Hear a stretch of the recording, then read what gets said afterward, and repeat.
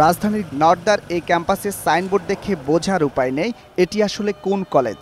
একই সাইনবোর্ডে ক্যামব্রিয়ান ও কিংস কলেজের নাম সম্পর্কে জানতে চাইলে পালিয়ে যাবার চেষ্টা করেন অধ্যক্ষ। পরে ফিরে এলেও কলেজের পরিচয় সম্পর্কে অধ্যক্ষ এবং কর্মকর্তাদের মধ্যে দেখা যায় বিভ্রান্তি।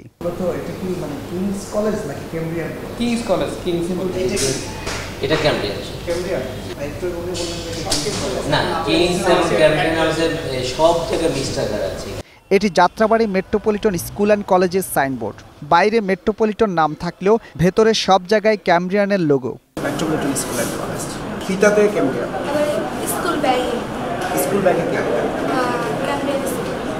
এ কলেজে সংবাদ সংগ্রহ করতে গেলে নিজের ক্ষমতার বর্ণনা দেন MK বাশার। আমি টেকনাফ থেকে তেঁতুলিয়া যে কোনো প্রত্যন্ত অঞ্চলে গেলে মন্ত্রীরা যতটুকু প্রোটোকল পাবে তার সে কম পেলে, মন্ত্রীকে যত লোক চিনে তার সে কম লোক আমাকে চেনে।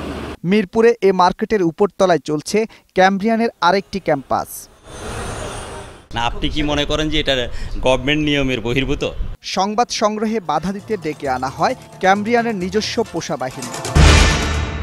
আপনাদের দেখে সে ভয় পেয়েছে, এর জন্য সে আমাকে এখানে কল করে ডাকছে, স্যার আপনি একটু উপরে আসেন। উত্তরার পলয়েল মার্কেটের ৩য় তলা থেকে ৯ম তলা পর্যন্ত ক্যামব্রিয়ানের ক্যাম্পাস, তবে সেখানে গিয়ে কাউকে পাওয়া যায়নি।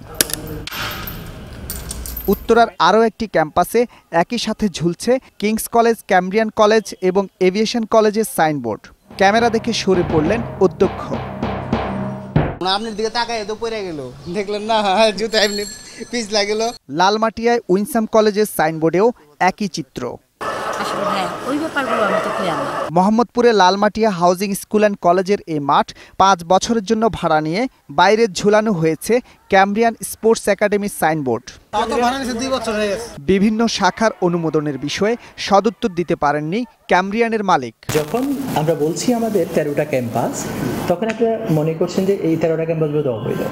Not like that. তবে ক্যামব্রিয়ানের কোনো শাখার অনুমোদন দেয়া হয়নি বলে জানান শিক্ষা অধিদপ্তর ও ঢাকা শিক্ষা বোর্ড। অন রেকর্ডস বলি বা অন পেপারস বলি একটি মাত্রই প্রতিষ্ঠান। ব্রাঞ্চ বা ক্যাম্পাস এই জাতীয় আলাদাভাবে রেজিস্ট্রেশন হবার বা এই জাতীয় কোনো সুযোগ নাই। ক্যামব্রিয়ান স্কুল যখন তার সিদ্ধেশ্বরীতে শাখা খোলার পারমিশন চেয়েছিল, আমি কিন্তু পারমিশন দেইনি, ঢাকা বোর্ড পারমিশন দেয়নি। অনুমোদন ছাড়া চট্টগ্রামেও শাখা খুলে 150 শিক্ষার্থী ভর্তি করায় হুমকির মুখে পড়েছে তাদের শিক্ষা জীবন।